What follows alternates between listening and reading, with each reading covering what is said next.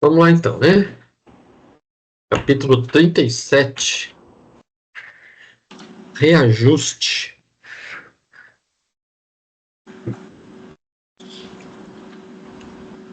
Então aí, finalzinho aí do nosso capítulo anterior, Uhum. aí nós tínhamos aí aquele fato aí, né, que o Mário ele resolve aí Doar sangue, né? fazer a transfusão de sangue para Zulmira, né? Aí faz a transfusão de sangue para Zulmira para ver se ela recupera. E aí temos aí a continuação, né? Então no capítulo 37, iniciando aí o capítulo 37, aí inicia assim, né? Quando os amigos se afastaram, Clarencio cercou Zulmira de cuidados especiais, aplicando-lhe passos de reconforto. A injeção de sangue renovador lhe fizera grande bem. Pouco a pouco, acomodaram-se-lhe os centros de força. Desde a desencarnação do filhinho, a pobre criatura não desfrutava tão acentuado repouso quanto naquela hora. Nosso instrutor recomendou a Odila preparar-se o pequeno Júlio para o reencontro com a mãezinha. Então aí eles aguardaram, né, a Zulmira adormecer. Uhum. Aí quando a Zulmira adormece, eles conduzem ela, né, lá para aquele local onde era a colônia lá onde o Júlio estava, né, tinha sido recebido, né, após o desencarne dele quando ainda criança.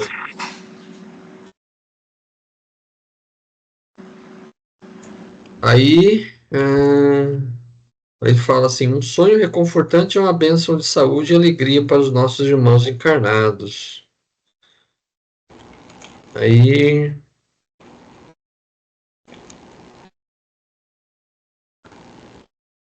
um pouquinho mais à frente fala, né? Amparada em nossos braços, Zulmira volitou sem perceber. Então, assim que a Zulmira dorme, eles reconduzem, né, a Zulmira para o chamado Lar da Bênção.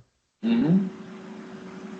Então, ele fala assim, né? O Lar da Bênção mostrava-se maravilhoso. Flores de rara beleza coloriam a estrada e embalsamavam-na de suave perfume.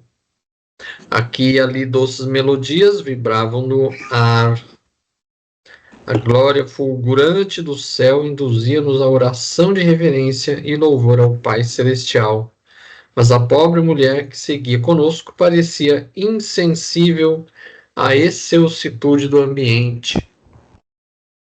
A face de tortura interior que lhe via possuída, obrigando-me a reconhecer mais uma vez que o paraíso da alma em verdade reside onde se lhe situa o amor. Aí a primeira questão, ela talvez não tenha Uma um resposta direta, trecho, né? um trecho exatamente nesse capítulo. Primeira questão é assim: faça uma reflexão sobre o ensinamento. Bem-aventurados os aflitos, com a situação de Zulmira, morte de Júlio, e também com a situação do mundo hoje em dia. É meio no ar, assim, né? Não tem um. Talvez nós possamos associar a esse trechinho aqui, que começa assim: quando penetramos o berçário onde o menino repousava, sob a abnegada vigilância de Odila. Aí tem uma descrição aí do estado aí da Zulmira, né? Uhum. Vocês querem Não, continuar aí? pode Trechinho. É ser. um trechinho meio curto aqui, porque logo depois tem a 2, né? Isso. Quando penetramos no berçário onde o menino repousava, sob a abnegada vigilância de Odila e Blandina, a sofredora mãezinha tentou arrojar-se sobre a criança sonolenta, sendo delicadamente advertida pelo nosso orientador, que a sustentou paternal asseverando: Zumira, não perturbe o pequeno, o pequenino, se o amas. Daí ela fala, né, Zumira, é meu filho, bradou desvairada. Não ignoramos que Júlio se asilou na terra, se asilou na terra em teu regaço. E por isso fomos teu companheiro na presente viagem, para que amenizes a tua dor. Entretanto,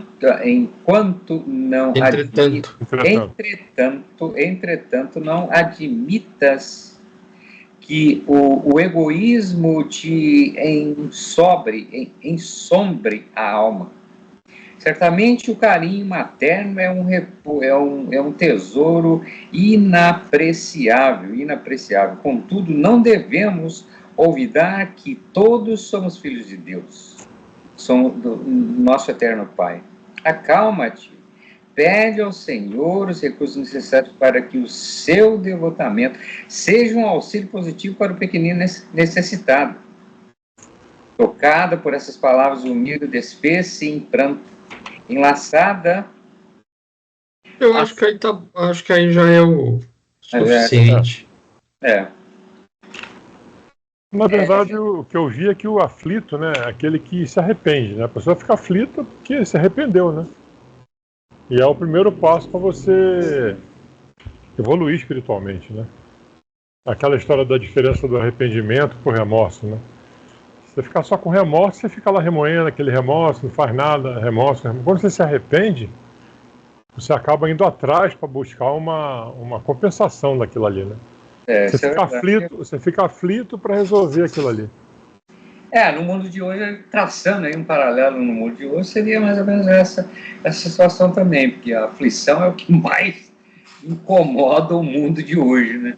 O pessoal vive aí numa tensão. Você viu hoje Israel e... É um absurdo, cara. E brasileiro morrendo lá, né? E os caras não param. A palavra que você mais ouve é vingança. Vamos vingar. Não morre. É um realimentar de ódio sucessivo. É um agredindo o outro e fala, não, você me agrediu, mas peraí, quem começou? Ninguém observa isso. Vamos parar? Não vamos parar, não. Vou revidar. Vou realimentar o ódio. Em nome de Alá. Pelo amor de Deus, cara. É um negócio absurdo. E não dá para... Cara, sem comentário, né, velho?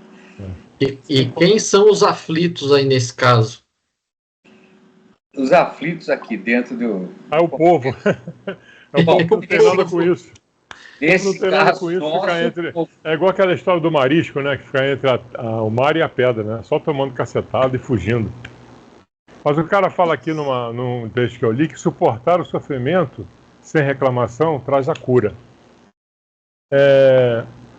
Não sei. Você pode até não reclamar, mas você tem que buscar a origem do sofrimento e procurar amenizar, né?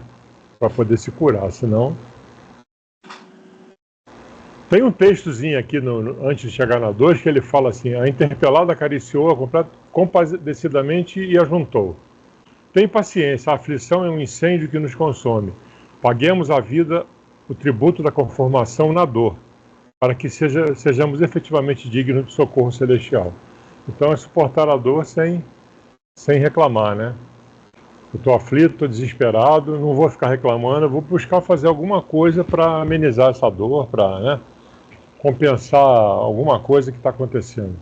Eu imagino a situação daquele povo que foge lá, né? Tiro de um lado, tiro do outro, e o pessoal agarra o colchão, uma bolsa com calçado e... Põe numa carroça. Estrada, não sabe se o carro vai ser atingido, pois é. Põe na carroça, empurrando cadeira de roda na estrada, com um velho de 80, 90, 100 anos. Pelo amor de Deus, meu amigo. Esse pessoal não tem jeito, né, velho? Guardado as devidas proporções, tem o pessoal que sofre nas favelas no Rio de Janeiro, né? Quem é trabalhador fica no fogo cruzado lá dos traficantes e da polícia. Mas e na aflição desse pessoal também, né? Já pensou, cara? Você tá no ônibus lá cansado, virou concreto no braço, Isso. o dia inteiro, cansado, morto, e ainda toma um tiro. Putz, pelo amor de Deus. Absurdo, cara. Muitas vezes as crianças não podem sair para a escola, né? Isso. As pessoas não podem sair para trabalhar porque está arriscado tomar tiro. Você tá doido. Situação complicada. É um análogo aqui, né? Mais ou menos o que a gente vive numa proporção um pouco menor. Mas... porque ele fala assim, faça uma reflexão sobre o ensinamento. Bem-aventurados os aflitos. Então, bem-aventurados os aflitos faz parte lá das bem-aventuranças do Sermão do Monte, né? Então, o que ele fala, né? Bem-aventurados os aflitos, né? Que eu os aliviarei, ou seja, eram as pessoas que viviam naquela época. Quais eram as aflições naquela época? Basicamente, necessidades básicas. Fome, né? Doenças, situações que afligiam a população na sua maioria naquela época. Sim. Porque eram coisas assim básicas de sobrevivência muitas vezes, né? E aquele tempo era assim. Se você não fosse rico, se você não fosse nobre, você estava lascado, porque o conceito de Estado que a gente tem hoje, que é uma instituição que você paga impostos para depois receber os benefícios, não existia naquela época. Os impostos eram para enriquecer a classe governante, não era para reverter em benefícios de ninguém. Hoje é mais ou menos isso aí. Ou você tinha dinheiro ou pastava, né? Não tem jeito. Sim, mas hoje você tem uma proporção um pouco menor, vai. Determinados países ainda o dinheiro só tem uma direção. Né? Nossa, aí, bem ou mal, os caras metem a mão lá em cima e tal. Pinga umas gotinhas para nós. Existe a corrupção e tudo mais, mas não é como era naquela época. Porque naquela época você não pagava imposto, você era extorquido, literalmente, porque nada voltava para você. Absolutamente nada, é verdade. Não existia saúde pública, porque o conceito de hospital nem havia sido inventado ainda. Não havia educação, não havia serviços públicos, não havia previdência, não havia nada. Você pagava imposto literalmente para sustentar a classe dirigente. Com certeza. Então imagine as aflições, né? Quando Jesus fala, né? Bem-aventurados os aflitos, né? E eu vos aliviarei, era justamente tudo isso. Por que a classe dirigente não se sentiu tocado pelo discurso que Jesus fez? Para eles não interessava. Para que eu vou agora me solidarizar com os pobres? É louco. Né? A ideia é que os pobres serviam para sustentar a classe rica mesmo e acabou. Então, quem mais acorreu a Jesus era justamente a população que sofria, né, tudo isso. Hoje em dia ainda tem isso, né? Quer dizer, existe uma certa proteção do governo ainda, mas insuficiente para tirar a aflição das pessoas, né? Sim. Outro dia eu estava vendo um quadro se eu não me engano foi na Record, o cara chegava e falava assim, R$2 ou vai girar a roleta? Aí o cara, não, vou girar a roleta. Aí caía assim uma palavra felicidade, ajuda, qualquer coisa nesse sentido. E aí ele perguntava, o que você quer para ficar feliz hoje? Ele falou, eu quero pagar meu aluguel. Cara, de 10 pessoas que ele entrevistou, 8 falaram isso. As pessoas vivem num lugar horroroso, pagando uma fortuna, R$400, R$500, e muitas vezes não tem. A mulher falou, estou para ser despejada, já atrasei 3 aluguéis. E ele dava o dinheiro para a pessoa, entendeu? Vai lá, paga o seu aluguel. Isso é um negócio interessante, assim, ele amenizando o sofrimento das pessoas, né? Mas é porque a ajuda do governo é insuficiente, as condições que ele oferece ainda são muito longe, né, do ideal. Aliás, a distribuição de renda, né, a oportunidade de estudo, essas coisas todas são muito... papo uma noite toda. Existe muito aflito hoje em dia. Com certeza. Mas que tem de aflição ainda, a gente vive num mundo ainda muito atrasado, né? As pessoas ainda têm um conceito de, vamos dizer assim, um nível de moralidade ainda muito, muito atrasado. Mas existem países onde é difundida uma ideia assim mais rigorosa do cara chegar lá e meter o pé na porta de quem do poder. Fala, ô amigão, peraí, velho. Ei, para aí, meu. Olha nós aqui, ó. Acorda. Então, existe esse senso. Isso dentro de uma quantidade grande de pessoas com esse senso. Né? Mas são países... São alguns países onde a população já tem um nível de amadurecimento político em que cobra dos governantes. Com certeza. O Brasil ainda, infelizmente, tem muito aflito. Por quê? Porque as pessoas não participam da questão política, né? Ele vota, mas não, vamos dizer assim, esquecem quem votou. Então, é um país difícil. Então, a gente ainda produz muitos aflitos ainda em função da própria passividade da população. Essa passividade, justamente, essa passividade nossa alimenta o nosso nível de corrupção. Isso aí. Vale a pena corromper. Ninguém vai reclamar, vou continuar extorquindo. Ninguém fala nada. Mas para muitos, o Brasil é um paraíso, porque não tem guerra, não tem nada, né? Vamos aumentar o imposto. Nós queremos mais dinheiro. Mas a princípio é isso aí, quer dizer, o que ele coloca aqui, né? Faça uma reflexão sobre o ensinamento bem-aventurado dos aflitos com a situação de Zulmira e com a situação do mundo hoje. Quer dizer, a gente ainda não vai se livrar das aflições tão cedo. Sim. Enquanto a humanidade ainda for atrasada moralmente, enquanto as pessoas recorrerem à violência, à guerra para resolver os conflitos, nós vamos ainda continuar um mundo de aflitos ainda durante muitos e muitos séculos. Provas e expiações. Isso aí. É um retrocesso total, né? Você ter guerra ainda hoje em dia, mas fazer o quê?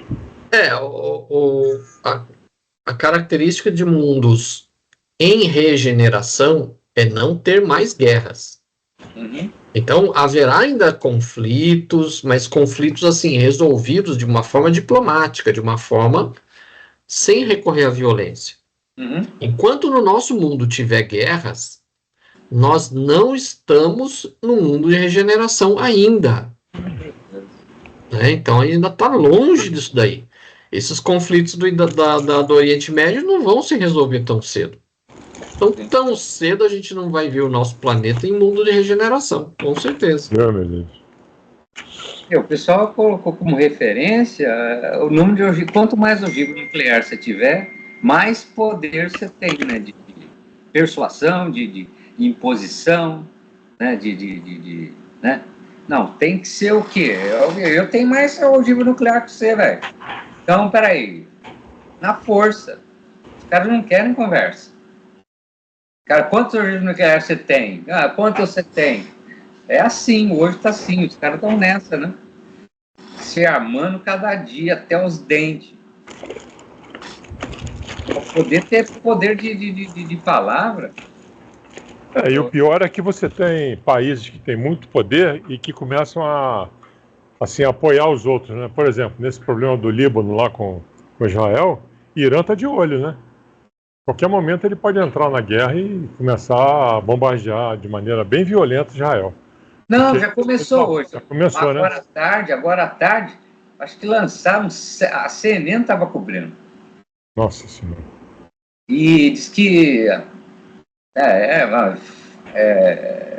um bando de terrorista, não sei se na faixa de Gaza ou se de lá do Líbano, o libanês, os caras acho que estavam ali em Israel, saíram do carro e conseguiram matar 8 judeus. Assim do nada, né? Os caras aparecem do nada e matam assim, questão de segundos. Obviamente, os caras devem ter apagado os caras agora, mas eles deixaram mais 8 mortos. Entendeu? O importante para eles é isso. É uma coisa de louco, cara. Uma realimentação de ódio impressionante. Tá Então vamos lá para a Podemos. segunda. Vamos lá Vamos. para a segunda questão. Como podemos definir resumidamente a diferença entre remorso e arrependimento? O arrependimento é o primeiro passo para o pagamento de nossas dívidas. Se aplica neste capítulo? Sim. Então vamos lá. Tocada pelas palavras, o medo desfez-se em pranto. A 2 é mais para frente um pouquinho, né? Eu acho. Mas vamos lá.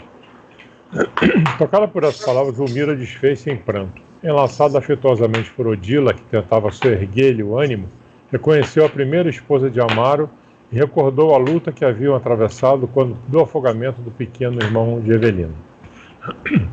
O remorso voltou a refletir serenamente e, atribulado, exclamou: Odília, perdoa-me, perdoa-me. Agora vejo o inferno que te impus, despreocupando-me do teu filhinho.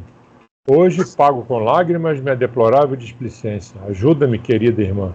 Sê para o meu Júlio a guardiã que não fui para o teu. A interpelada acariciou-a compadecidamente e ajuntou: Tem paciência, a aflição é um incêndio que nos consome. Paguemos à vida o tributo da conformação, na dor, para que sejamos efetivamente dignas de socorro celestial. E beijando-a nos olhos, aduziu: Enxuga as lágrimas que te fustigam inutilmente. A serenidade é o nosso caminho de reestruturação espiritual. Não te reportes ao passado, vivamos o presente, fazendo o melhor ao nosso alcance. Agora, porém, que sofro as agruras da minha prova, acentuou Zulmira em tom amargo, penso em teu anjinho.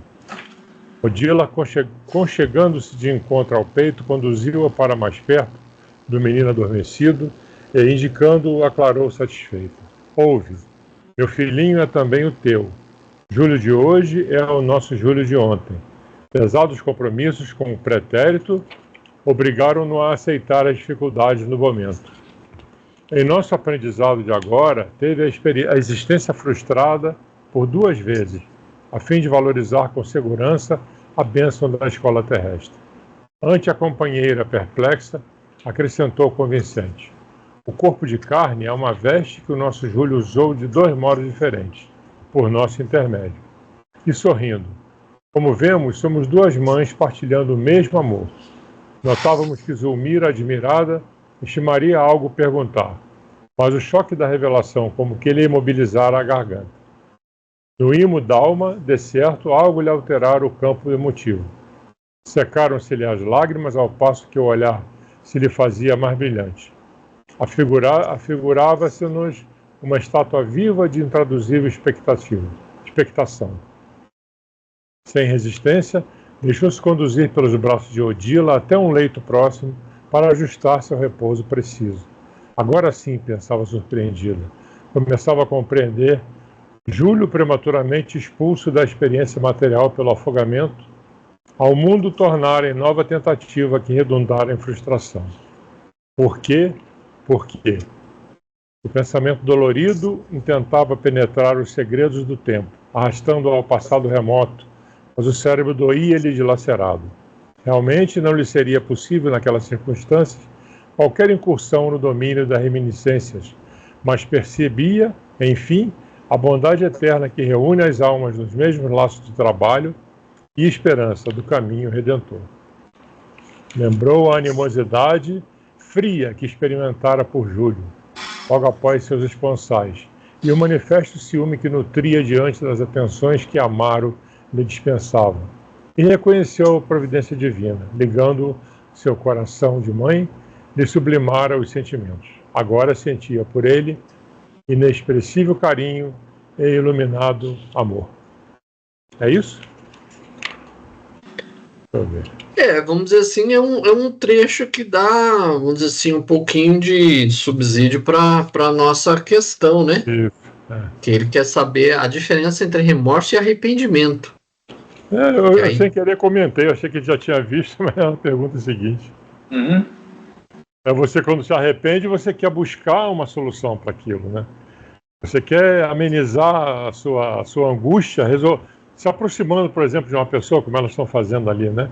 Uhum. Agora, quando você tem só o remorso, você fica isolado naquele remorso, né? Se remoendo e efetivamente não faz nada. O remorso não ajuda em nada. Eu acho que a diferença é essa. É você... o arrependimento vai levar você ao perdão, com certeza, e o remorso não. O remorso vai deixar você isolado. Eu acho que é isso. Com dor, né? Com muita dor e isolado. para E o mim, remorso não vai deixar ser doente, né? Porque você vai ficar naquela angústia toda ali, enfim. para mim, o remorso seria a sua consciência te acusando de algo que você fez errado. Yes. Esse é o remorso. Yes. O arrependimento é quando você reconhece que errou. A sua consciência reconhecendo o erro. Então, quando você está com remorso, a tua consciência te acusa, mas você ainda não deu esse primeiro passo. Uhum. O passo é justamente, devido ao remorso, você reconhecer que errou. Uhum. Então, aí você se arrepende, aí você, nossa, não devia ter feito tal coisa. Enquanto você está com remorso, você está ali consciente que você fez e acabou, você está certo. Mas a tua consciência te acusa. É como Eu se acho que o fosse arrependimento, o arrependimento você busca, né, melhorar aquela situação, sei lá. Você não fica Sim, parado no tempo. Estou arrependido. Então o cara busca a solução, né? É o Estar caso das duas arrependido. ali conversando, né? As duas conversando e se entendendo e vendo que Yes. o que elas fizeram, o que ela fez, principalmente a Zulmira com o menino e o ódio que ela sentia por ele, tudo errado, né? Tudo completamente errado.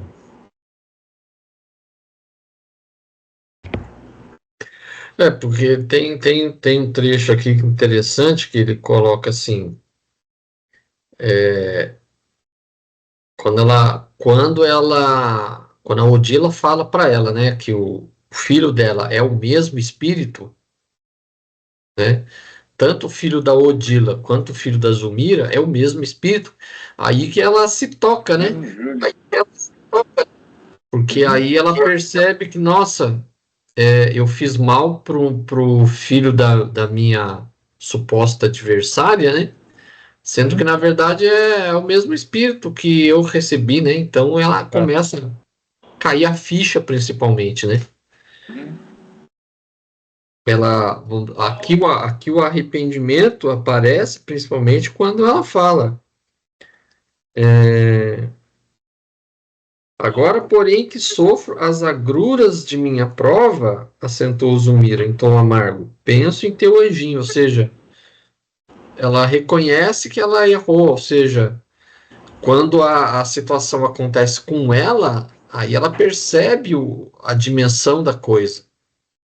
E aí ela se arrepende, fala, nossa, né? Eu deveria ter sido mais prudente, ter vigiado o menino e não ter feito, né, vista grossa pelo que ele estava prestes a acontecer, que era o afogamento dele, né? É. É o que você está comentando, né? Às vezes um fato, né? Um pequeno fato é um insight para você passar do remorso para o arrependimento, né?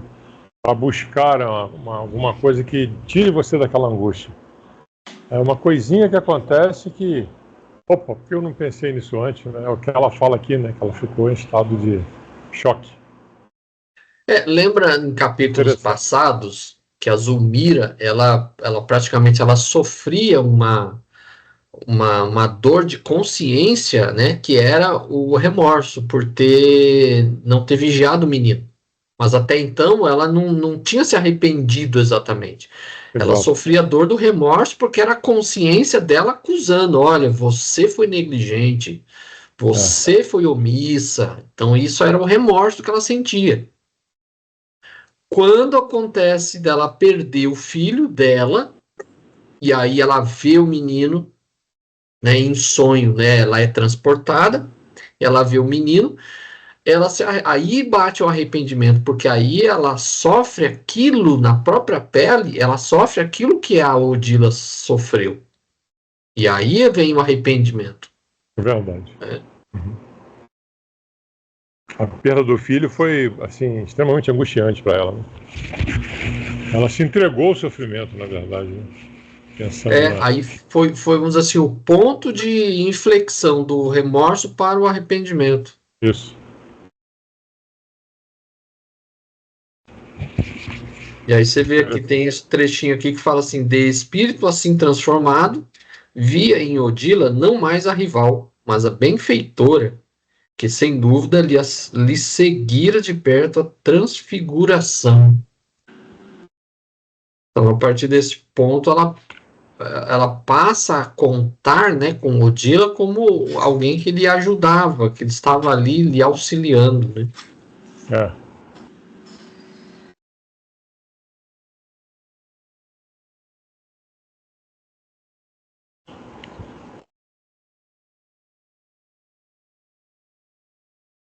Aí vem aí a terceira questão. Como você compreende e aplica em sua vida a máxima do mestre? Em verdade, te digo, que de maneira nenhuma sairás dali enquanto não pagares o último ceitil, que está em Mateus 5:26.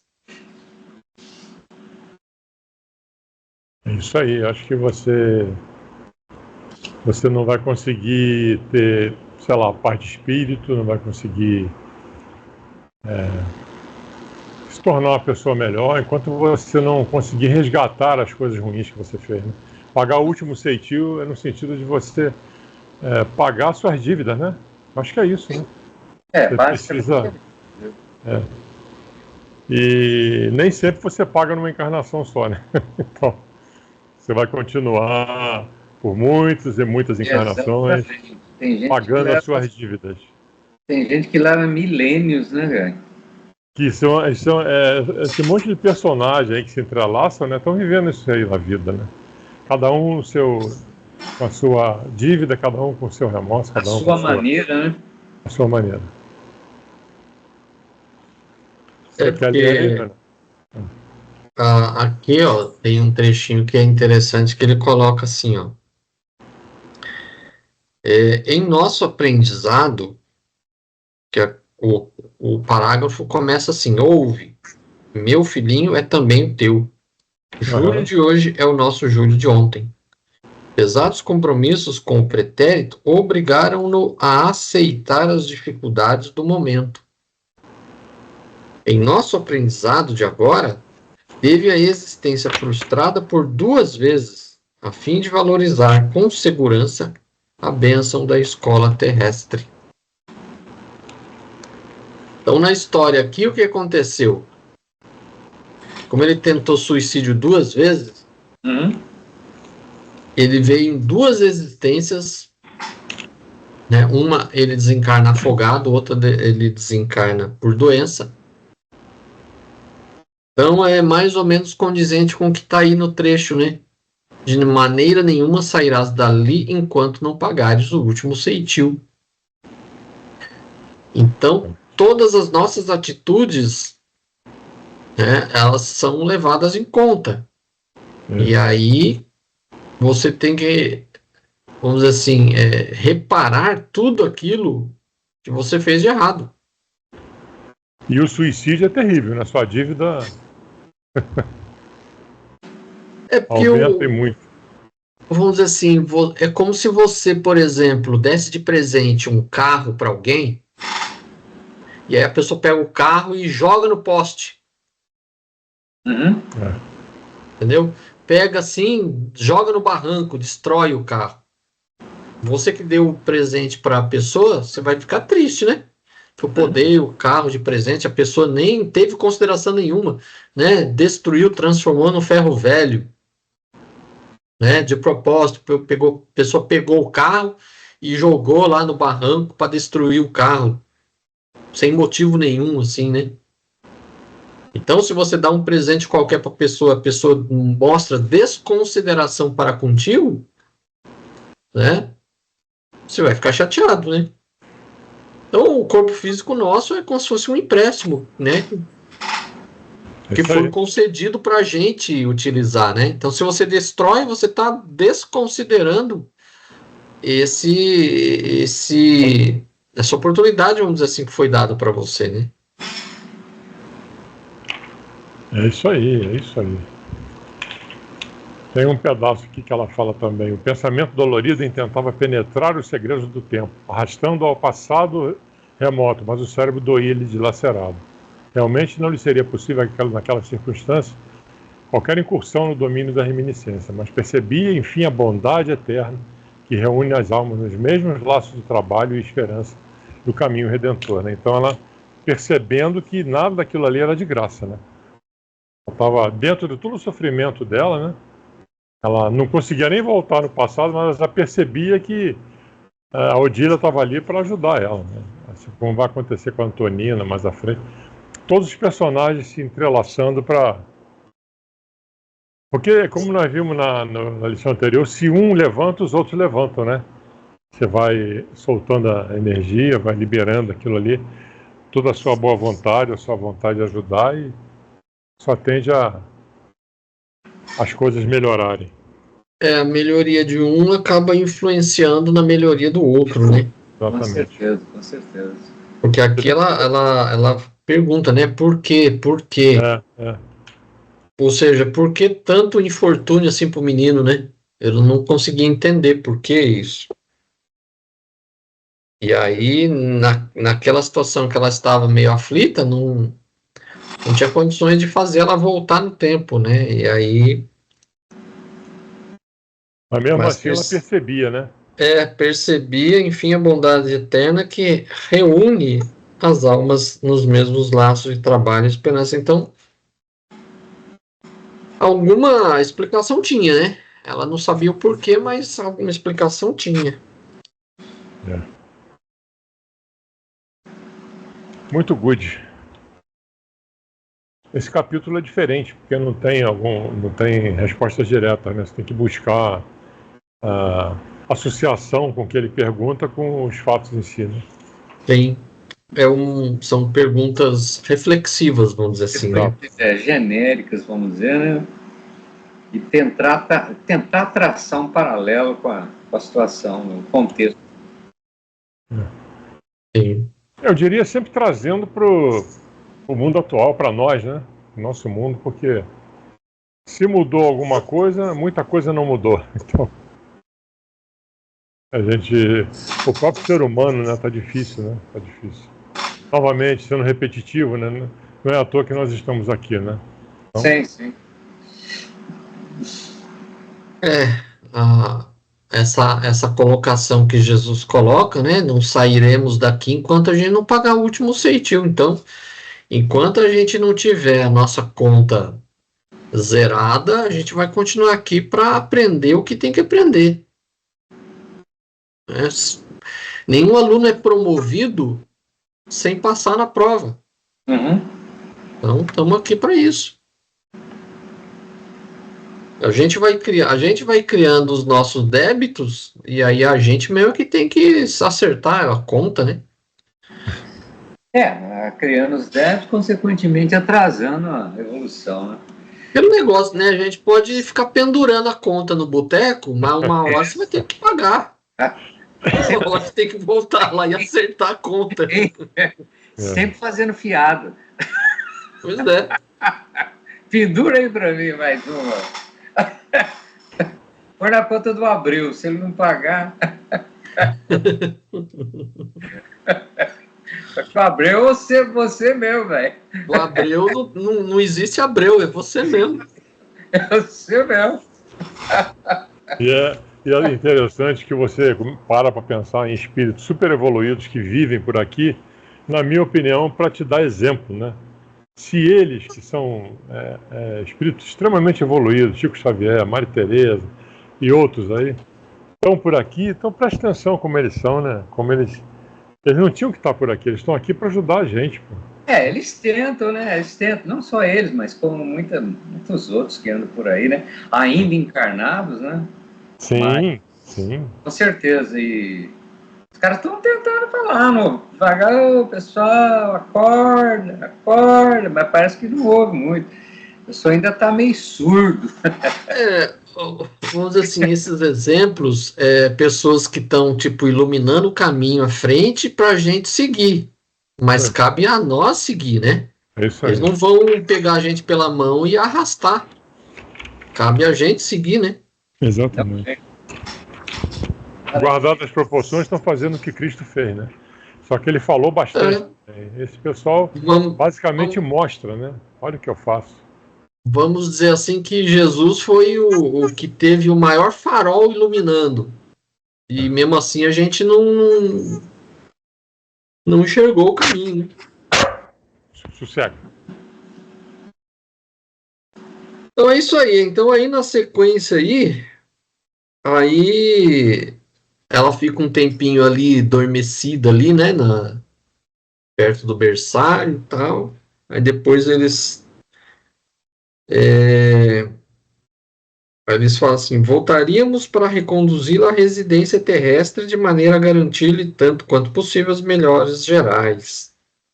Afastamos assim para regressar em breve. Com efeito, transcorrido o tempo que o nosso instrutor julgou indispensável, tornamos ao lar da bênção para restituir nossa amiga ao ninho distante. Então, deixam ela descansando um pouquinho, aí pega e reconduz ela de volta ao corpo físico, né? Aí ela acorda, né? 9 da manhã, tal, ela desperta. Aí ela não se recorda exatamente de tudo aquilo que ela viu como espírito, né? Porque ela viu como espírito e não gravou no cérebro material. Mas ela guardava a impressão nítida de que revira o filhinho em alguma parte, e semelhante certeza lhe restaurara a calma e a confiança. Aí ela estava mais leve, mas quase feliz. Aí a Evelina, né, atendendo o chamado, identificou-lhe as melhoras, rendendo graças a Deus.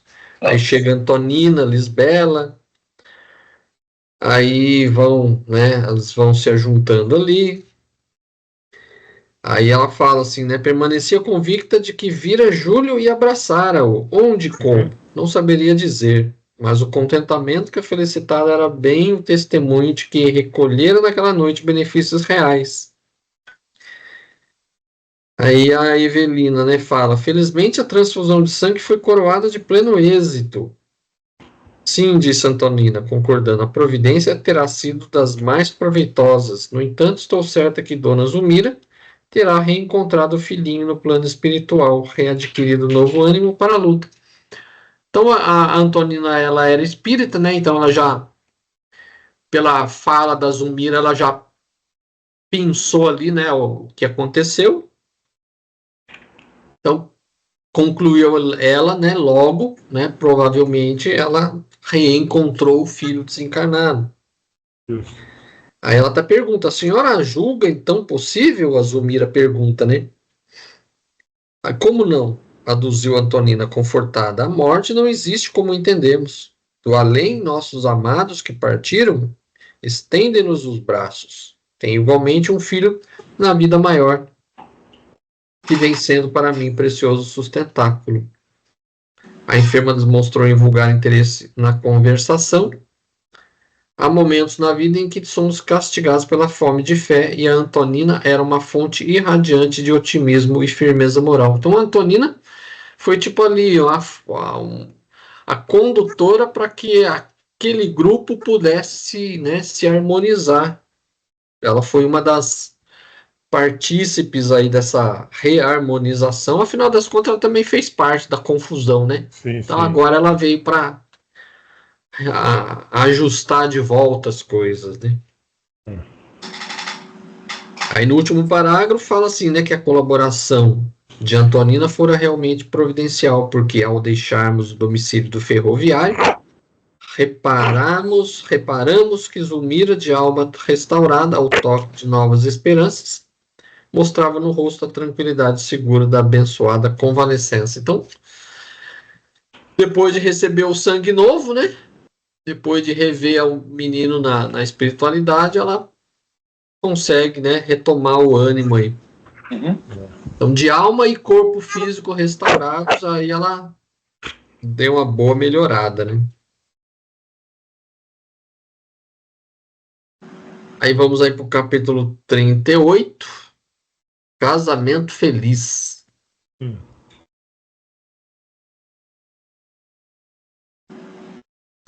Aí,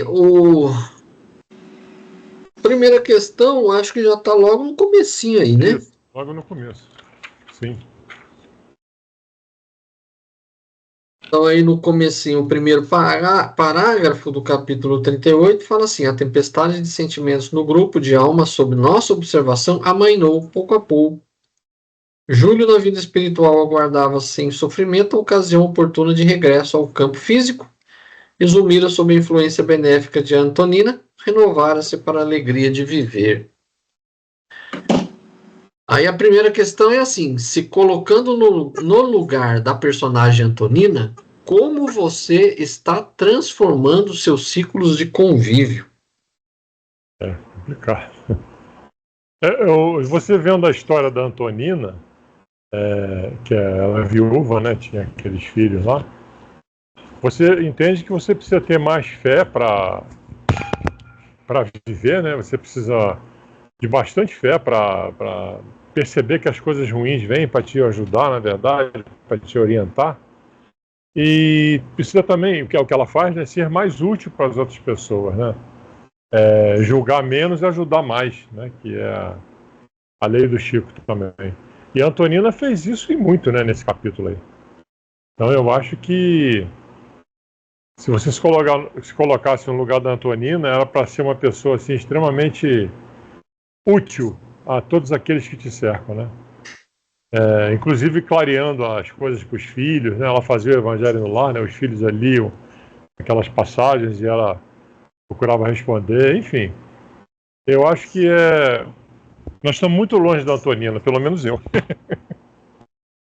E também acho que chamar atenção no sentido da gente resolvendo as nossas pendengas aí, né? Quem não tem Sim. pendenga dentro da família, né? Muitas vezes, né?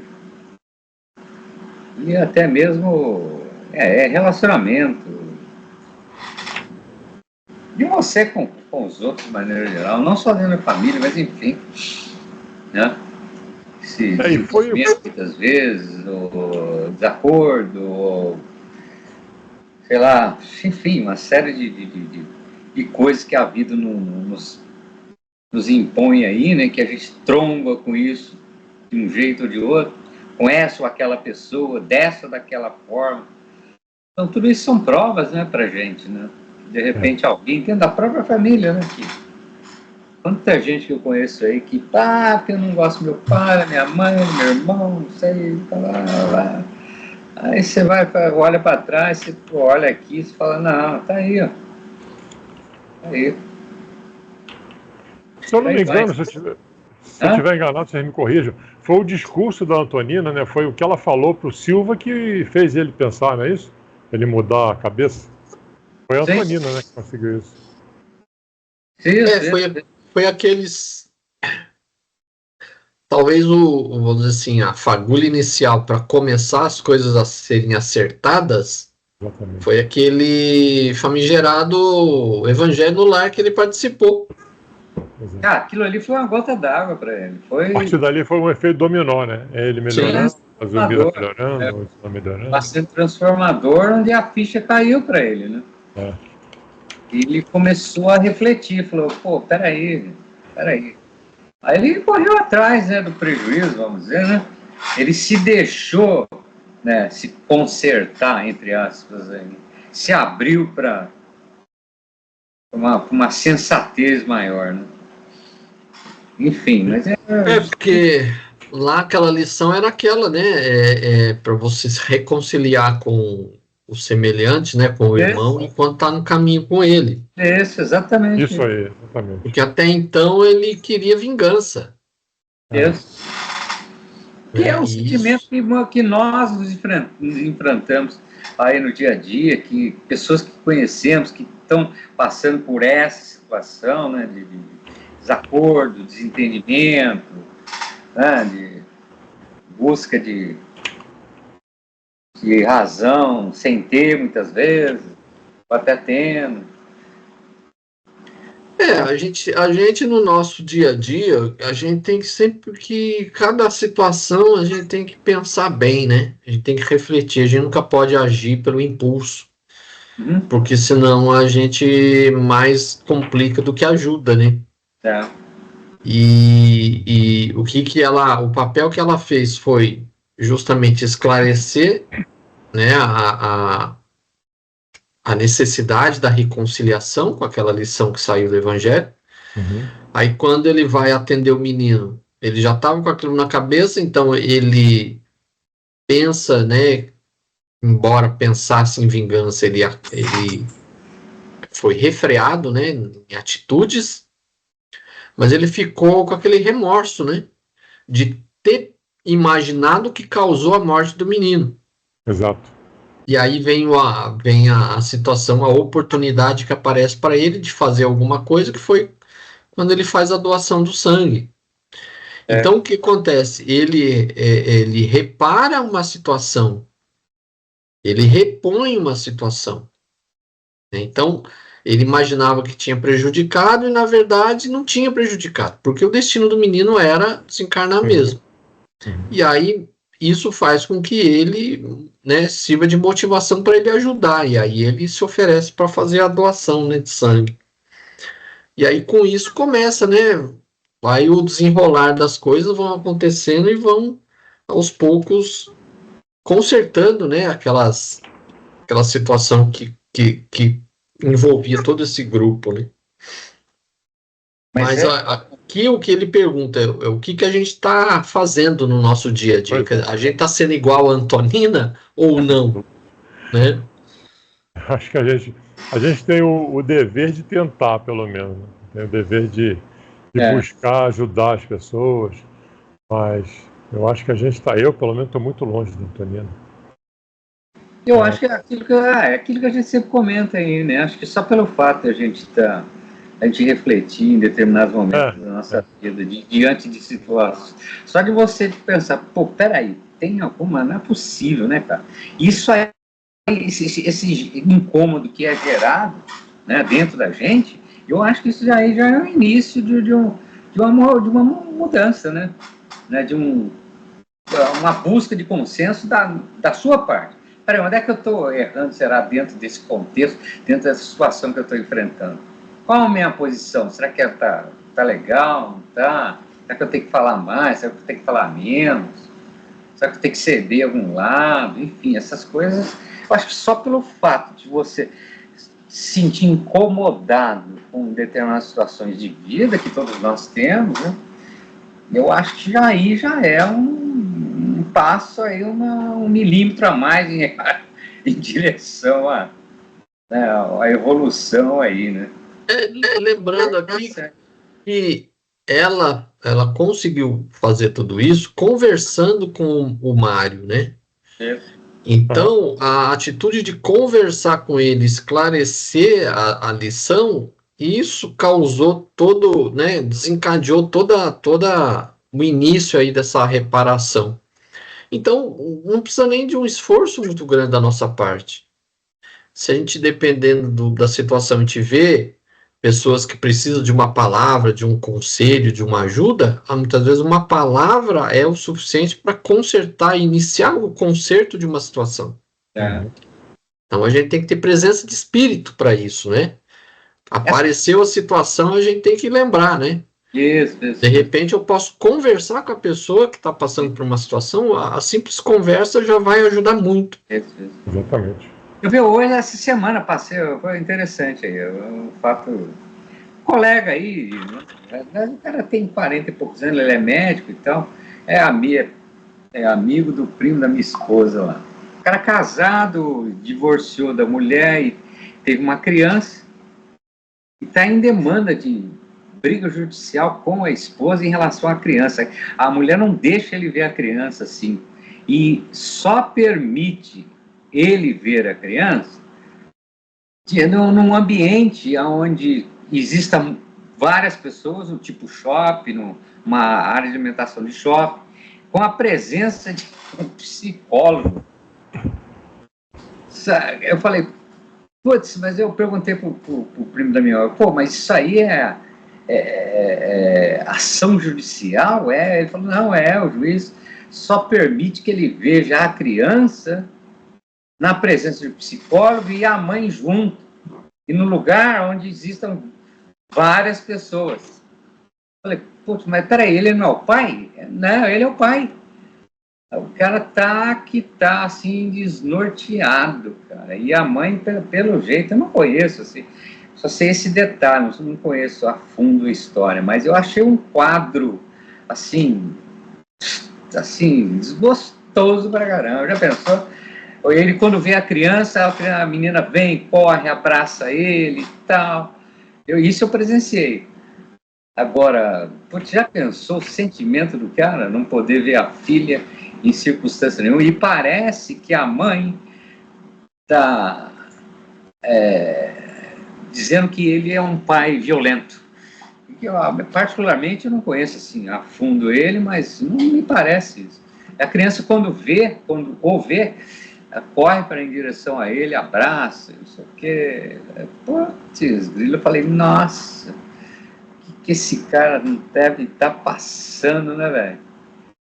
E ele está num outro relacionamento, e a mãe nessa condição aí, parece que ela deve estar chantageando ele, ela é psicóloga, induzindo a criança, tentando jogar a criança contra ele. É um negócio, você fica precisa muita psicologia para... Entendeu? Eu falei, putz, o rapaz tá passando por um... falar e conversar numa situação dessa. Vai saber o que tem por trás disso, né, meu amigo? Mas eu falei, nossa, caramba. Todo mundo ficou assim... O juiz que determinou. O juiz que determinou. Eu falei, puta merda, velho. Caramba. Juiz aquilo que eu falei, eu não sei detalhe. De repente o cara é realmente um sei lá, mas pelo jeito não, eu conheci, eu falei algumas vezes com ele é médico oftalmologista não, esse de garganta, etc, como é que fala? Otorrino, isso. Fiz algumas aplicações no consultório dele, parece uma pessoa boa e tal, mas eu falei, putz, ele tá passando por isso? Eu falei, caramba, são situações que a gente vê, né, não tá dentro do meu contexto, mas você vê o contexto do outro, né? Fala, pô, deve ter alguma coisa aí, né, meu? Sabe-se lá o... Essa questão das boas ações, muitas vezes você faz alguma coisa e sem querer você já muda a cabeça de alguém, né? Simples fato da pessoa te ver fazer aquilo ali, a pessoa ou as pessoas podem buscar fazer alguma coisa útil também, né? Você serve de exemplo sem querer, sem saber que está servindo, mas isso por isso que é importante você fazer coisas boas, né? Sim, vamos dizer assim, o exemplo, ele fala muito mais do que as palavras, né? Sim. Aí, na sequência aí,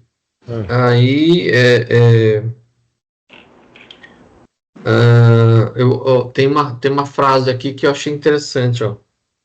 A camaradagem social modificar-lhe a feição, perder a taciturnidade em que se mergulha a maioria dos solteirões.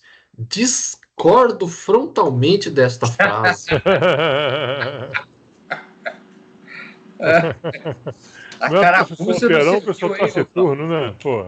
A carapuça aí não vai servir. Não, aqui não vai servir. Tá generalizando demais. É muito genérico isso aí, né? E normalmente os solteirões, né? Tem nada a ver isso aqui. É interessante esse texto. Você não se viu nessa não, né, Cláudio? Não, para mim não serve. Ele vai descrevendo toda a felicidade que tomou conta do grupo, né? Ele vai colocando várias coisas aí. Todo mundo se entendendo. Esse início aqui de capítulo é justamente isso, né? Ele vai falando do Amaro, do Mário, isso. A Lisbela, né? Que se apegou ao Mário, né? Aí várias vezes Amário e a esposa acompanharam com amoroso respeito o culto evangélico na residência antonina. Então, eles, tipo assim, começaram a sair entre eles, né? Começaram a Isso. passear, começaram a fazer algumas atividades entre eles. Então, é como se as três famílias, vamos dizer assim, né? Vamos considerar o Mário uma família, a Antonina outra e o Amário uma terceira família. Então, os três grupos começaram aí a se combinar, a se recombinar novamente, né? Aí vai dando toda uma descrição, né? Domingo, certa Isso. manhã de claro domingo, achávamos de passagem no domicílio de Amaro, ainda em serviço de saúde de Zulmira, quando Silva veio em encontro do amigo para aguardar a chegada de Antonino com as crianças. Aí o Amaro e o Mário, os dois vão conversando e o Amaro vai dando tipo assim os toques, né? Ó, Tonina é viúva, hein? Você tá solteiro, né? Uhum. De repente, vocês dois aí, né? Os filhos dela gostaram muito de você. É, já tá aí quase que, né? Um pai postiço das crianças, né? De Isso repente, aí. pensa nisso daí. Alguma coisa aí pode surgir, né? Aí o,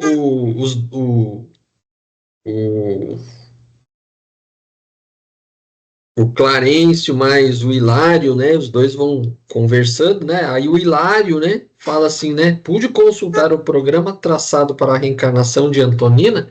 Ó, o fofoqueiro, ele foi bisbilhotar Isso aí. o programa reencarnatório da Antonina. E botou na praça. Então aí ele fala, né? Pude consultar o programa traçado para a reencarnação de Antonina quando em nossas atividades de socorro ao irmão Leonardo Pires.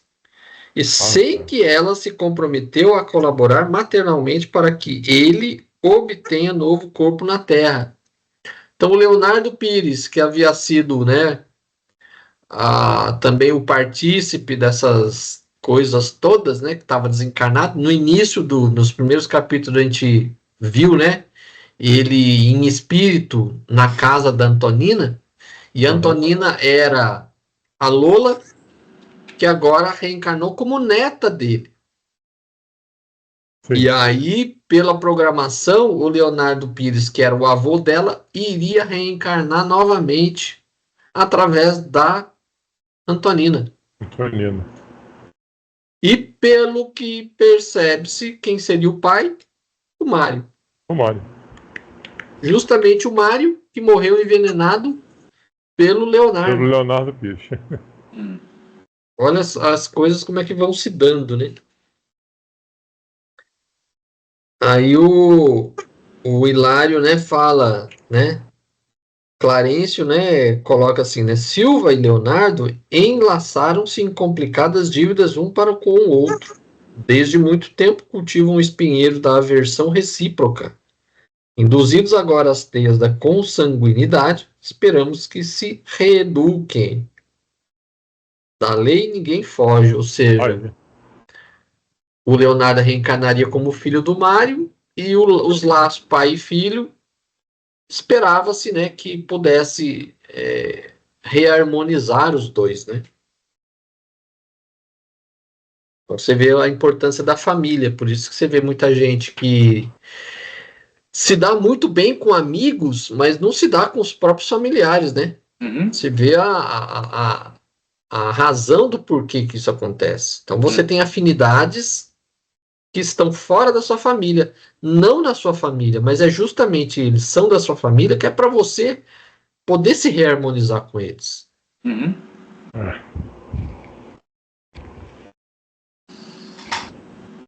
Aí ele vai, né? Escuta, Mário. Né? Ele vai dando uma indireto pro Mário, né? O Amário. Não me assiste o direito de qualquer interferência em tua vida. Entretanto, sentindo-te por teu irmão, venho refletindo acerca do futuro. Não te parece que Antoninha seja a mulher digna do teu ideal de homem de bem? Aí ele vai jogando um verde pro Mário, né? Olha. Sim.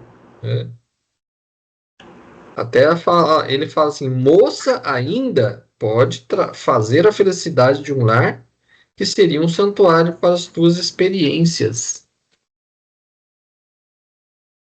Comove-me a notar-lhe o sacrifício de mãe jovem, quando, com a tua aliança, preservaria a própria saúde, indiscutivelmente tão preciosa a tanta gente. Já inteirei, ó, outro fofoqueiro também, né? Já me inteirei da posição dela na fábrica em que trabalha. É querida de todos. Para muitas colegas, tem sido enfermeira e a irmã abnegada de sempre. Seus chefes veneram-lhe a conduta irrepreensível. Isso é admirável numa viúva de apenas 32 anos. O Amaro virou cupido. É. O Amaro virou o alcoviteiro aí dos dois. É. Aí ele meio que, né, dando uma de desentendido, né? Compreendo, tenho examinado essa possibilidade. No entanto, não sou mais uma criança. Por isso mesmo, revidou o amigo, encorajando. A hora presente exige método, reconforto, proteção. Um pouso doméstico é investimento dos mais preciosos para o futuro. Então ele vai, né, ó, aproveita a oportunidade aí, meu filho. Você tá solteiro, ela é viúva, né? Aproveita a oportunidade. Provavelmente, né, sabia cozinhar bem, né? Ainda leva 3 filhos ainda, dois meninos e uma menina. A casa mobiliada, geladeira, fogão, menino, menina. Kit completo. Kit completo, é o combo. É como dizia a minha cunhada, né? Casa pronta, filho pronto, tudo pronto. Tudo pronto. Tá esperando o quê, né? Então, o filho já estudado, 18 anos, formado na faculdade, o diploma. Pois é. Aí vem a resposta dele, né? Que é o começo da segunda. Aí já vem a segunda questão, né? Comente a frase. A felicidade é quase impraticável nas afeições impulsivas que estouram do sentimento à maneira de champanhe ilusória. Cara, eu tô perdido aqui. Eu me perdi aqui. Onde é que tá essa resposta? Vai começar... O parágrafo começa assim, né? Que tolice, ajuntou o interlocutor. Bem pra frente, desde quando o Amaro começa a dar uma de cupido pra cima do Silva. Então, Clarencio, desde o regresso à nossa amizade, observo que não. Eu tô perdido. Vai pra frente, desde o regresso à nossa amizade. O enfermeiro... Passa esse parágrafo aí. Passa o enfermeiro. O enfermeiro, compreendo, tem examinado essa possibilidade, no entanto, não sou mais criança. Isso. Que tolice, aqui? Isso. Que tolice, juntou o interlocutor bem-humorado. A felicidade é quase impraticável nas afeições impulsivas que estouram no sentimento à maneira de champanhe ilusória. E sorrindo acentuou, o amor dos namorados com 90 graus à sombra, por vezes é simples fogo de palha, deixando apenas cinza. À medida que se alonga as experiências no tempo, eu reconheço que o matrimônio, acima de tudo, é união de alma com alma. Falo com o discernimento do homem que se consorciou por 2 vezes. A paixão, meu caro, é responsável por todas as causas, por todas as casas de bonecas que oferecem por aí espetáculos dos mais tristes. A amizade pura e a verdadeira garantia da aventura conjugal. Sem os alicerces da comunhão fraterna e do respeito mútuo, o casamento cedo se transforma em pesada algema que forçados do cárcere social. Mas acho que até aí. Ele, quando o Amaro fala para ele, né, que, né, a hora presente exige método, reconforto, proteção, ele retruca. No entanto, considero que o coração no meu peito assemelha-se a um pássaro entorpecido. Sinto-me francamente incapaz de uma paixão. Aí que ele vai todo esse discurso a respeito da paixão ser uma coisa nociva, né? que é algo que não vai trazer boa coisa, né? Aquela história do paixão é uma coisa, amor é outra, né? Então ele está querendo mostrar para o Silva que não é essas paixões como ele fala aí, 90 graus à sombra, Sim. fogo de palha, né? Quando ele complementa aí. Tem que ser um amor mais maduro, né? Que ele tem condições de ter com a menina lá, com a Antonina. Aí ele arremata a frase, ele deixando apenas cinza. E é verdade, né? Aquela paixão que taca fogo geral, aí daqui a pouco acabou, esfriou. Esses casamentos que a gente vê hoje em dia aí, né? Dura 1 ano, 2 anos, o cara faz uma festa fantástica, gasta o que não tem, não dura 2 anos, aí vai cada um para um lado, movidos pela paixão, né? Ao passo que um amor maduro tem tudo para você constituir uma família e tocar a vida para frente. Porque aqui ele fala assim, a amizade pura é a verdadeira garantia da aventura conjugal. Se vai ser só por paixão, vamos dizer assim, por atração física, pouco tempo depois acaba. Porque é aquele negócio, né? Você vai por atração física, é igual aquele desejo de você comprar um celular novo. Comprou, tal, você usa, daqui a pouco você já não, lançou outro, você já está interessado em outro. Então você já vai largar. Isso aí. Então, é a paixão, né? É a paixão, quer dizer, você deseja uma coisa, quando você obtém, você já se enfastia, né? E já quer outro. Sem os alicerces da comunhão fraterna e do respeito mútuo, o casamento cedo se transforma em pesada algema de forçados no cárcere social. Isso aí. Sem isso, sem esse alicerce de comunhão fraterna, o cara fica fica realmente preso, né? Que quando ele fala aqui, é pesada algema de forçados do cárcere social, é tipo assim, você passa a ficar só mantendo aparências para as pessoas, né? Para a sociedade. Somos um casal feliz, mas dentro de casa um não olha na cara do outro, ou um briga com o outro o tempo inteiro. Saiu da porta de casa para a rua, todo mundo abraçado, feliz, né? Para manter uma aparência. Eu acho que hoje em dia isso aí está menos, entendeu? Diminuiu em relação ao passado, né? Porque o passado você se preocupava muito com os outros pensavam de você, né? O seu casamento. Hoje em dia, nego escancara, né? Não deu certo, vai cada um para um lado e acabou e que se dane. Ainda tem algumas, principalmente famílias do High Society, né? Quer manter aquela aparência, mas... Sim. Acho que no passado era muito pior isso daí, era muito pior. Hoje em dia já existe uma certa mudança, né? De cabeça, sei lá. Hoje, tipo assim, as pessoas muitas vezes relutam muito em separar em função de patrimônio. Isso, aí sim, custo, né? Money. Eu lembro de ter atendido muitos anos atrás um cliente que era uma transportadora, a mulher e o marido, os dois eram donos da transportadora. Um não olhava na cara do outro, mas não queria se separar para não ter que dividir o patrimônio. Caramba! Olha a situação. Eu conheci um casal em Capivari que tinha uma situação bem parecida com essa. A mulher sabia da amante do cara, ele já estava com a outra há 16 anos. Nossa! Já tinha dado diversas coisas para outra, né? O patrimônio do cara era assim, a perder de vista, né? Pra você ter uma ideia, ele deu uma chácara para amante lá em Capivari, uma chácara linda. Entre muitas que ele tinha, além das fazendas, etc. Mas é aquela história, ela dizia, não, eu vou continuar com você até morrer. Porque eu não vou largar, não vou abrir mão das coisas que eu tenho. E ele dizia, tá bom, então, sabendo que... Ele para ter uma ideia, ele morava em Mato Grosso e vinha ver a amante em Capivari no jatinho dele, né?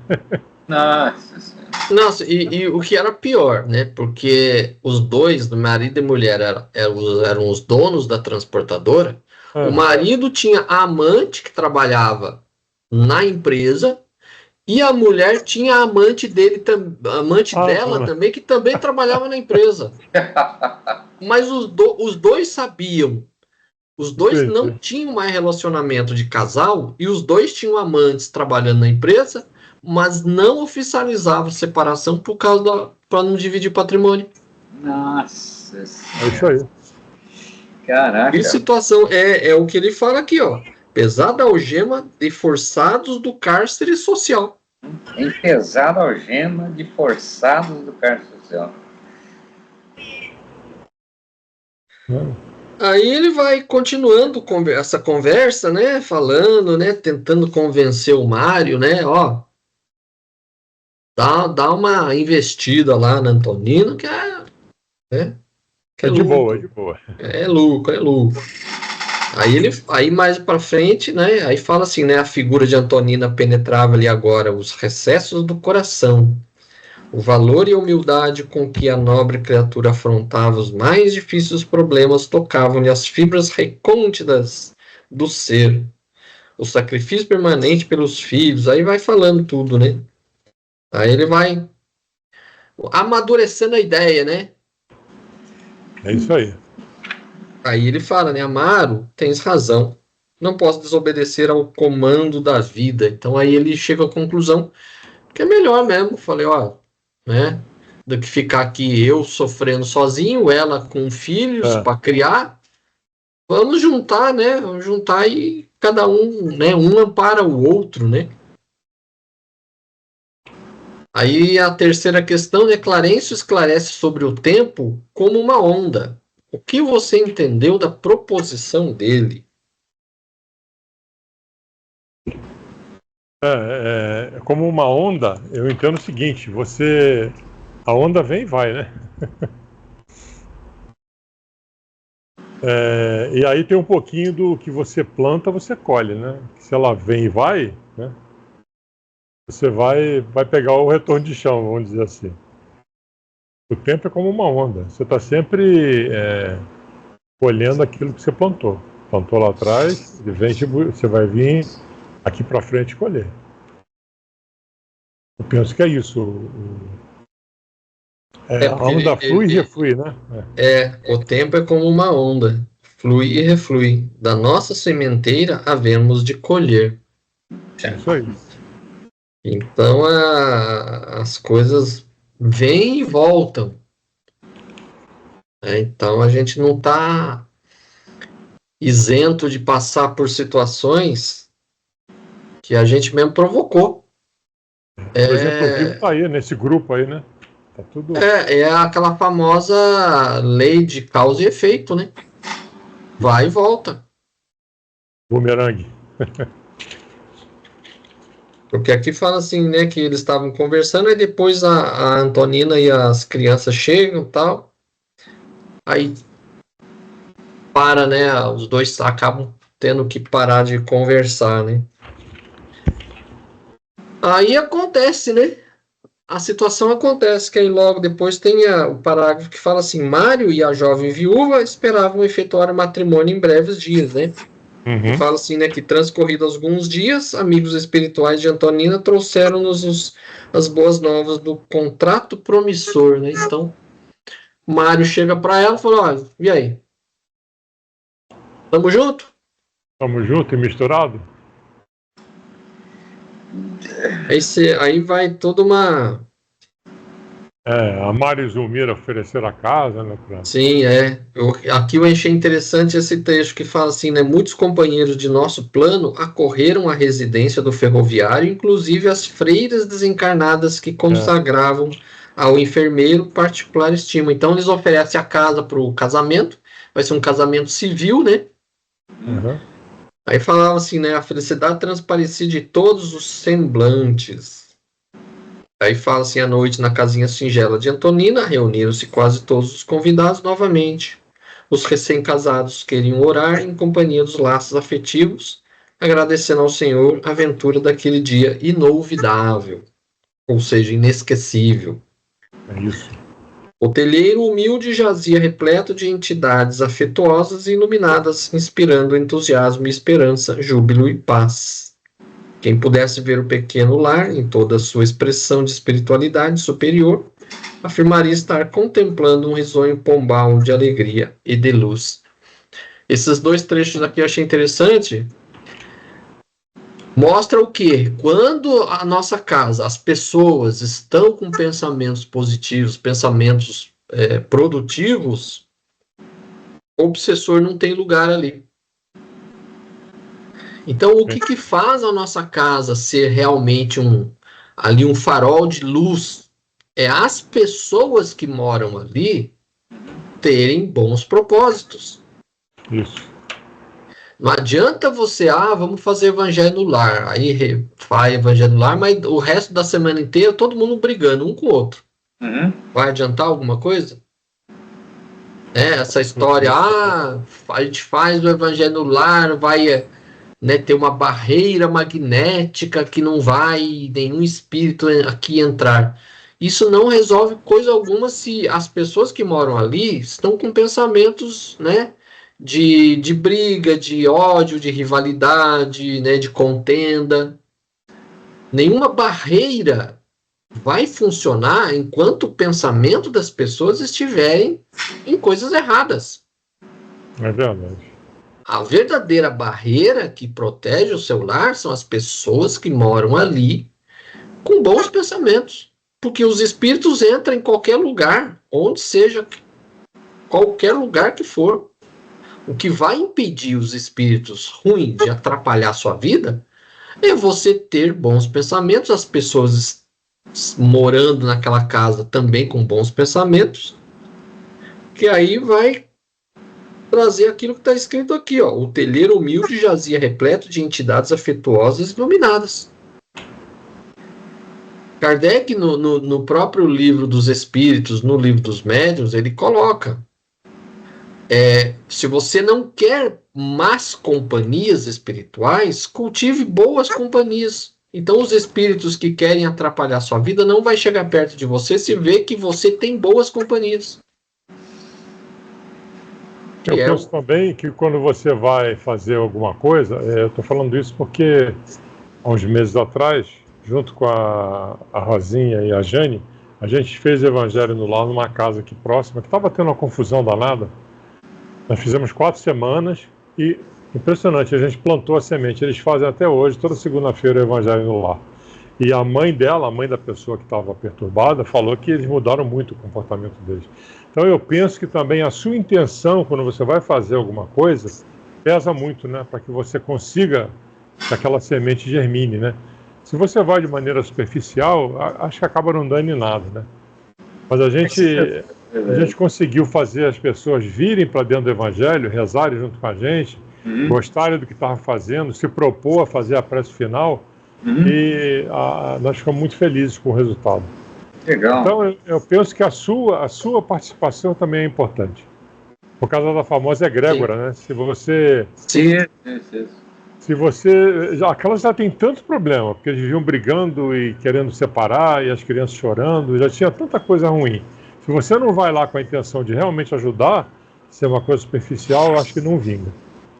Sim, as pessoas fazendo evangelho no lar, com certeza elas começaram a refletir melhor, começaram a pensar mais nas atitudes, e isso vai melhorando o ambiente. E melhorando o ambiente, vai atraindo os espíritos melhores, e esses espíritos que querem atrapalhar começam a ir embora. Isso, é verdade. Com certeza. Bem legal isso. A intenção, a sinceridade, a honestidade, de trazer coisa boa, atrai coisa boa. Sim. É o que nós já vimos também, Os espíritos bons, eles vêm se você quer. Isso. Se você não quer, se você insiste em continuar, eles se afastam. Mas se afasta. Por mais que eles sejam, A iniciativa é sempre nossa, A iniciativa tem que ser sempre nossa. De se dispor à mudança, se dispor a ser melhor. Se você não tiver isso, se não vier de dentro para fora, de fora para dentro é meio difícil, amigão. Eu fiquei muito feliz e falei com a Rosa e com a Jane que foi muito legal a nossa participação. A sementinha plantada. Realmente foi, vamos dizer assim, uma semente mesmo. Muito bom, muito legal. Parabéns. Aí na sequência aí eles vão descrevendo, a cerimônia e tal. Aí eles vão se despedindo e tal.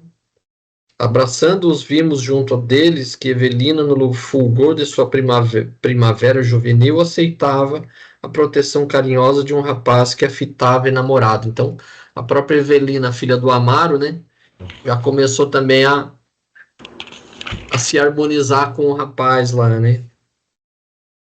Aí vem a quarta e última questão, aí que está no finalzinho do capítulo, né? Tudo é amor no caminho da vida. Como entende e assimila essa expressão diante das provações da vida? Cite as maiores transformações ao longo desta experiência. Onde é que tá O amor, na verdade, ele está muito banalizado assim hoje em dia, né? O cara fala, eu te amo, meu amor. O verdadeiro amor, você tem várias formas de amar, né? Você tem gestos, você tem palavras, você tem sinceridade, você usa o seu dom para alguma coisa, né? Você está demonstrando amor dessa forma. Mas tem amor muito banalizado hoje em dia, né? Ele fala o quê? Que tudo é amor no caminho da vida. E é verdade, né? Mesmo que seja um amor falso. Ele coloca, aprendamos a usá-lo na glorificação do bem, com o nosso próprio trabalho, e tudo será bênção. Então, o que ele coloca claro aqui é que amor não é apenas sentimento, é atitude também. Né? É prática, é fazer alguma coisa. Eu li a respeito, o cara fala que é um modo de viver, né? Um modo de viver, um dom. Você quando está fazendo alguma coisa por amor, você está buscando o bem de alguém, né? Sempre, né? Está pensando nisso, eu pelo menos entendo assim. É porque ele vai analisando, né, o Amaro se reharmonizou com a Zulmira, porque lembra que eles estavam brigados depois que o Júlio morreu afogado, ele se reharmonizou com a Zulmira. O Mário se harmonizou com o Amaro, que os dois eram inimigos, viraram amigos. Isso. Ele se junta com a Antonina. E depois ele vai fazendo observação que durante a cerimônia do casamento, a festa, a filha do Amaro, que é a Evelina, começa, né, a ser namorada de um rapaz. Então, tudo vai caminhando, né? Aí, por isso que ele faz esse comentário, né? Tudo é amor no caminho da vida. E aí as coisas vão sendo construídas e reparadas e vai seguindo, né? Podia ser até que o Lucas com a Evelina não desse nada, mas estava pelo menos um momento harmônico ali, né? Uma energia boa. Porque ele fala, ele dá a entender que os dois têm algum vínculo futuro, porque ele fala que Lucas é irmão de Antonina, atualmente futuroso gráfico na capital paulista, cuja bela formação espiritual associar-se-á em breve com a primogênita de Amaro para a execução das tarefas que a esperam no mundo. Então, dá a entender que os dois já tinham, né? Anteriormente à reencarnação, os dois já tinham se acertado que iam se juntar para alguma coisa, né? É uma coisa que vai ficar sólida realmente, não é? Sim. E aí, finalizando, né? Retiramos-nos satisfeitos. E porque o dever nos convocava à distância, seguimos à frente, tentando assimilar com o nosso abnegado orientador a preciosa conjugação do verbo servir. Isso aí. Quem não vive para servir não serve para viver, diz minha mãe sempre. Praticamente toda vez que eu encontro com ela, ela fala isso. Meu filho, quem não vive para servir não serve para viver. Essa é a verdade. É isso aí. Muito bem. Zé Fini por hoje. Zé Fini por hoje.